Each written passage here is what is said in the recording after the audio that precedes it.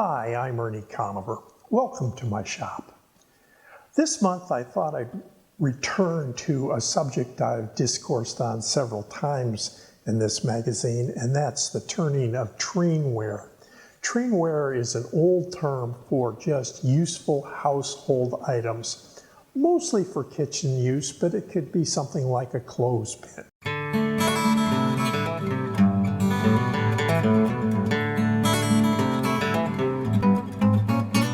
I thought we'd talk about turning a spatula and a spoon. It's a great skill building exercise in making an interrupted cut in the turning of this spatula, which we're going to turn this month, and this spoon.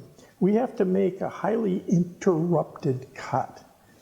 We are only going to turn the edges of the spoon and the blade of the spatula, while we're going to turn the handle portion completely round. So that means, especially up in this area, we're going to be turning air most of the time. So it takes a steady hand and you have to stay on the bevel. It's a great skill building exercise that I give to all of my turning students on the third day of a spindle turning class.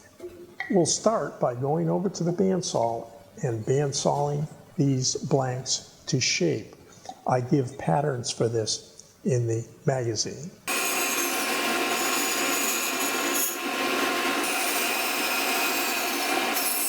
There, I'm back from the bandsaw. We've bandsawed our piece to shape.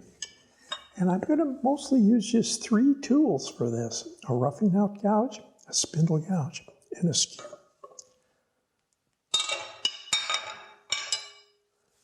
So I'll start by giving this a pretty good speed. I've also locked my rests down well so that this won't move. If the rest moves on you, you will have this go into the work and it often ruins it, so being careful. So I'm going to be using a high angle cut.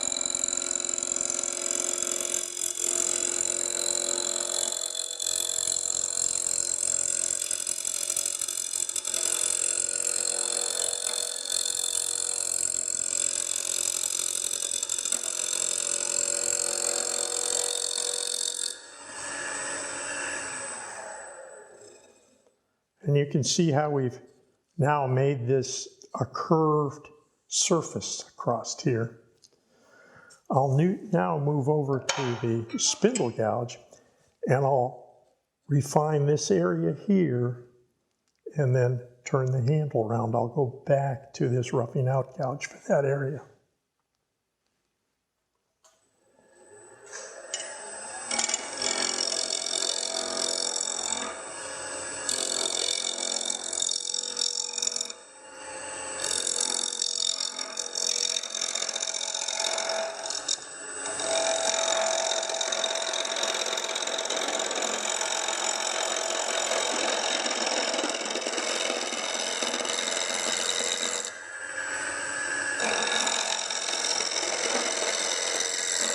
Common mistake is not making this area small enough. I've not even made it round yet, but it needs to be quite a bit smaller than this end.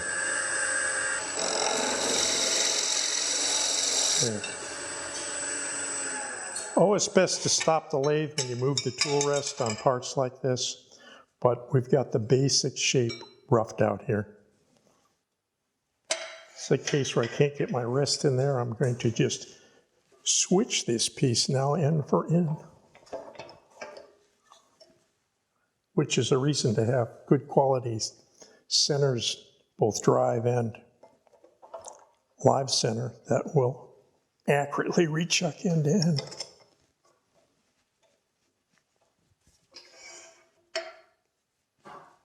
There, that lets me in there with style.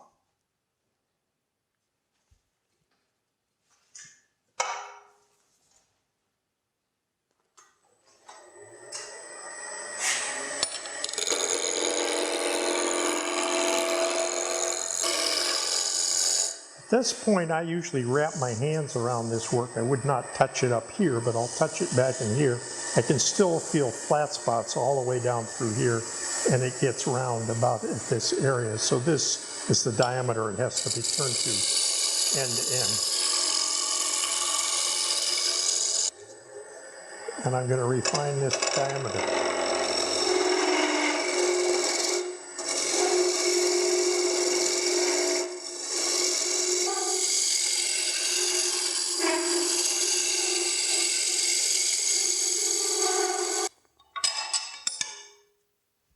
All right, I took the time to go over and hone my skew. And now I'll just come right in here like this.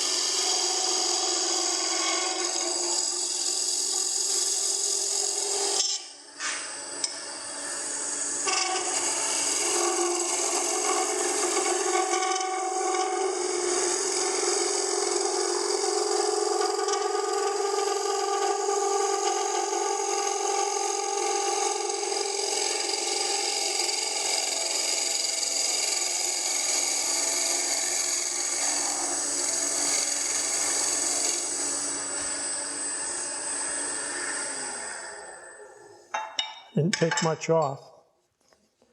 This curly maple cut well. In cutting curly woods with a skew, you always want to keep the blade as square to the work as possible and avoid doing this kind of cut. You always want to be cutting across the grain like this. That's the way you should use a skew anyway. All right, we can now clean up the outside of this blade.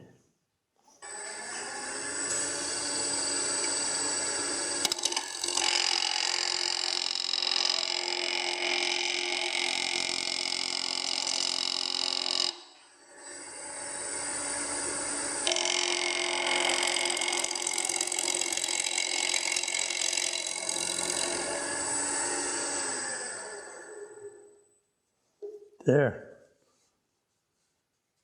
I've got a quarter sheet of sandpaper here, which I'm going to fold in half. You want to be sure and use back paper because it'll rip if it gets dragged into the piece, while cloth back won't do that and could drag your hand in. So starting this up,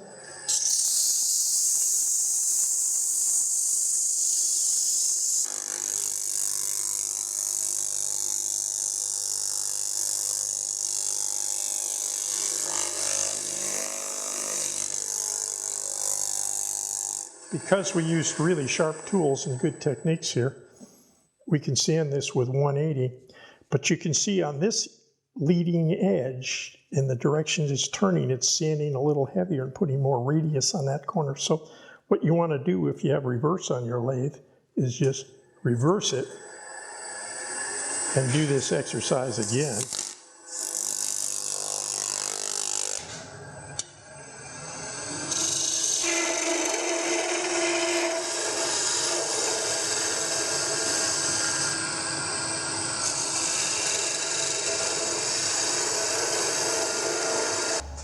Okay, the mechanics of turning this are about the same as the last one. We probably can use this tool a bit more.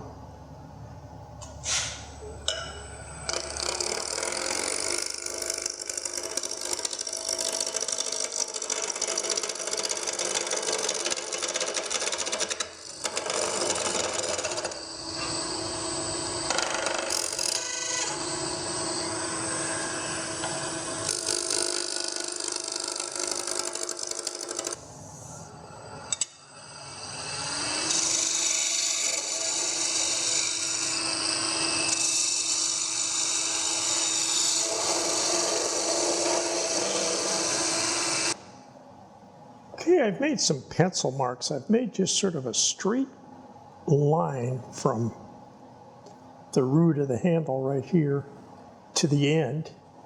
And then I've made another one that comes in here and comes down like that. And that'll give us that spatula shape that we're looking for. I'll make the bottom cut first.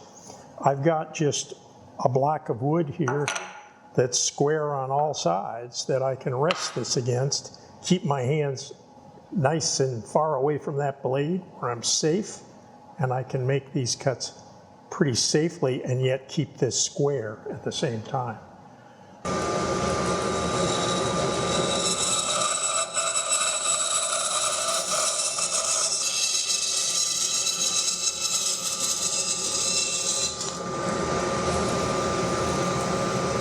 All right, I've taken that over to the disc sander now and sanded that up nice, and it's ready to go into action here pretty soon.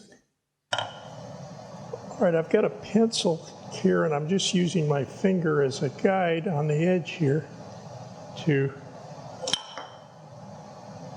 draw a line parallel to the edge where I can start carving out the middle of this spoon. And I'll do that with a number 7 L, which is slightly cranked or bent, by 25 millimeter wide gouge.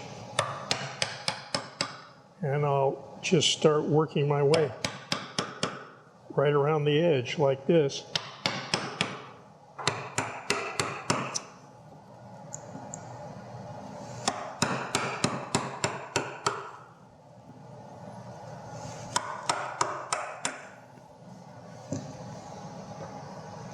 All right, you can go have a cup of coffee. I got some work to do here.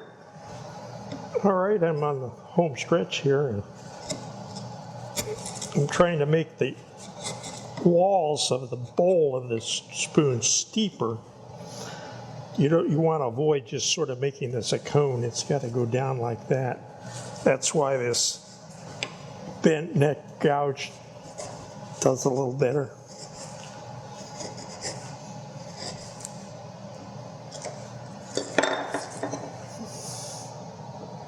And here is a even steeper radius, a number 8, and it's good for getting this very bottom portion and deepening this spoon if we want to. So there's my finished spoon. I used a disc sander to remove quite a bit of material from under the bowl here. And then I used a belt sander to smooth that up, and finally what's called a balloon sander, which is like a rubber inner tube, a cylinder with a sleeve around it that's resilient, and you can sand all this up nice. So that's ready to go. We'll put a little finish on it now. I'm going to just put a little bit in my hands like that.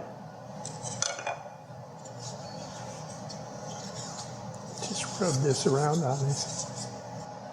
So there's our finished spoon and our finished spatula, and we're ready to go over to the kitchen, do a mess of cooking. This is Ernie Conover saying, thanks for visiting my shop.